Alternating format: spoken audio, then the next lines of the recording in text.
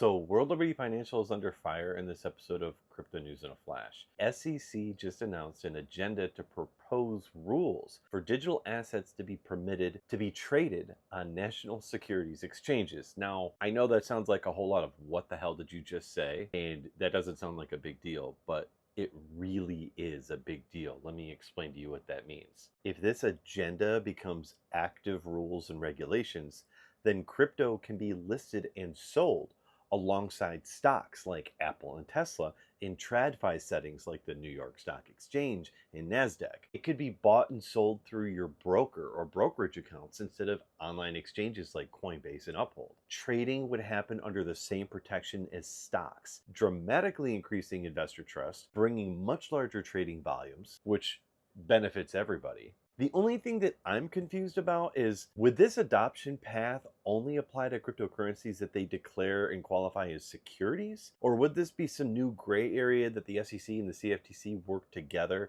to create like a new category altogether? It's interesting, but confusing, and I really want to know how this is going to play out. And while the SEC is pushing that agenda for like a more loosey-goosey adoption of crypto and TradFi, the NASDAQ is actually tightening its rules against crypto-related fundraising, requiring companies to get shareholder approval before issuing new shares just to buy cryptocurrency. And the reason that they're doing this is that they're trying to stop this announce and pump strategy that firms are using to boost their valuations. You know, like how every company right now is going, hey, we're starting a Bitcoin and XRP reserve, and then the next day their valuation skyrockets. In simple terms, companies can't just create a ton of more stock and then sell it to buy crypto stockpiles, which they've been doing, without first going to their shareholders, because this is diluting the shareholders' investments. So now the NASDAQ is saying, hey, you need your shareholders' vote and approval before you start printing more stock and using it to buy crypto. Gary Gensler, the ex-head of the SEC, who has had accusations in the past of being affiliated with ETHgate, a movement to suppress and attack other cryptocurrencies like XRP, saying that he spearheaded the lawsuits and attacks on XRP and exchanges and other cryptos, all in an effort to keep Bitcoin and Ethereum the dominant kings of crypto. But apparently now him and the SEC has lost a year's worth of his text messages, has just completely disappeared from his company phone due to what they're calling a series of avoidable technology failures.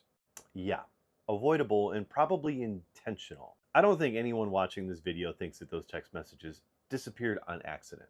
Tether just minted another $2 billion in USDT, so yeah, be ready for some market climbing of Bitcoin sometime soon. As well as hackers are apparently hiding malware in Ethereum smart contracts, as if we needed another reason to stay away from Ethereum. And World Liberty Financial apparently blocked and blacklisted an account by Justin Sun, the founder of TRON, another crypto project that has a bit of a possible scam stink that's been lingering around it for a while. Justin Sun's World Liberty Financial account being blacklisted was done by a governance vote. Basically, based on his history of market manipulation. His account was one that was actively using cross-chain loops, borrowing stablecoins and selling them repeatedly. And he's already got an SEC case against him for stealing $31 million in illicit profits from TRX for fraudulently inflating 600,000 transactions and trading volume of TRX through wash trading. He even publicly said as recently as September 1st that he is not going to sell World Liberty Financial anytime soon. Yet, his account is making tons of transactions and getting ready to sell. Then when World Liberty Financial launched, clear manipulation was happening and Jun Sun's account was showing signs of wash trading